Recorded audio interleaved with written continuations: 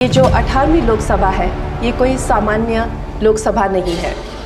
इस लोकसभा का जो चुनाव हुआ है उसमें हमारे जो शीर्ष नेतृत्व हैं, हमारे माननीय प्रधानमंत्री श्री नरेंद्र मोदी जी ने लगातार तीसरी बार प्रधानमंत्री बनकर पिछले 60 सालों का जो रिकॉर्ड तोड़ा है, उसके लिए हम सब उन्हें जो है वो हार्दिक बधाई देते हैं। हम सब जानते हैं कि आज से 10 साल पहले हमारे देश की अर्थव्यवस्था का क्या हाल था।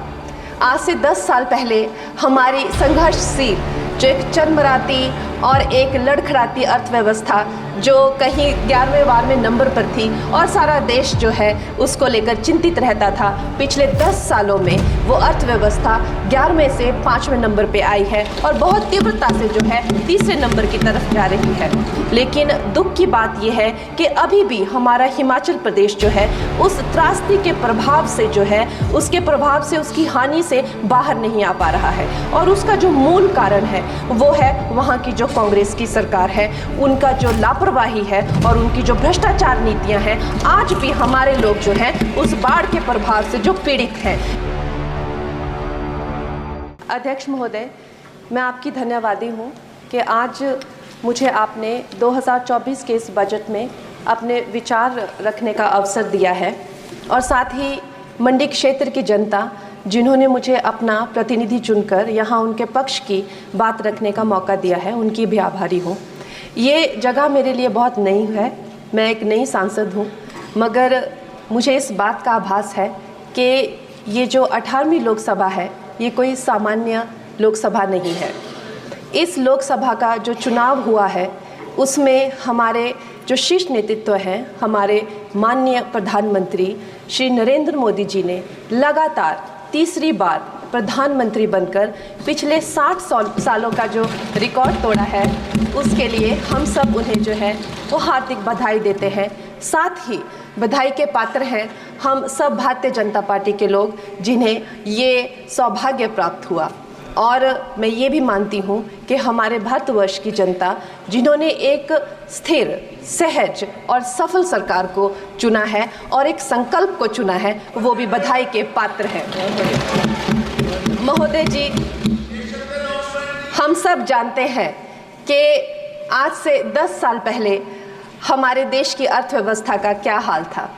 आज से 10 साल पहले हमारी संघर्षशील जो एक चरमराती और एक लड़खड़ाती अर्थव्यवस्था जो कहीं 11वें-12वें नंबर पर थी और सारा देश जो है उसको लेकर चिंतित रहता था, पिछले 10 सालों में वो अर्थव्यवस्था 11वें से 5वें नंबर पे आई है और बहुत तीव्रता से जो है तीसरे नंबर की तरफ जा रही है।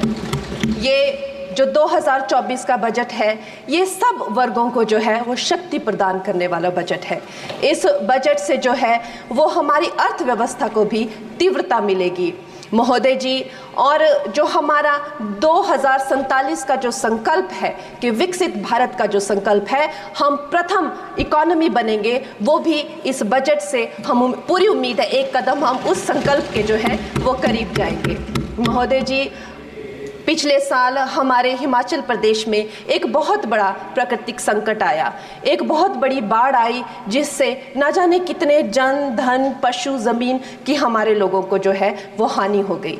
लेकिन दुख की बात यह है कि अभी भी हमारा हिमाचल प्रदेश जो है उस त्रासदी के प्रभाव से जो है उसके प्रभाव से, उसकी हानि से बाहर नहीं आ पा रहा है। और उसका जो मूल कारण है वो है वहाँ की जो कांग्रेस की सरकार है, उनका जो लापरवाही है और उनकी भ्रष्टाचार नीतियां हैं। आज भी हमारे लोग जो हैं उस बाढ़ के प्रभाव से जो पीड़ित हैं। मैं आदरणीय और माननीय हमारी जो वित्त मंत्री हैं श्रीमती सीतारमण जी का मैं आभार व्यक्त करती हूं कि उन्होंने हमारी हिमाचल की जनता के लिए जो है एक स्पेशल रिलीफ फंड की जो घोषणा की है। हम सब हिमाचल वासियों की तरफ से हम आपका अभिनंदन करते हैं और हम आपका आभार प्रकट करते हैं।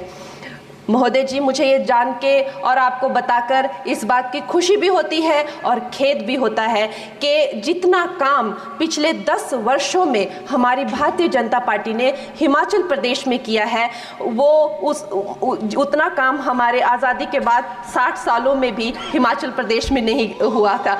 आप सब हिमाचल जाते रहे होंगे। Varsha, it is her maiden speech. आप सब Himachal, Varsha, it is her maiden speech, kindly.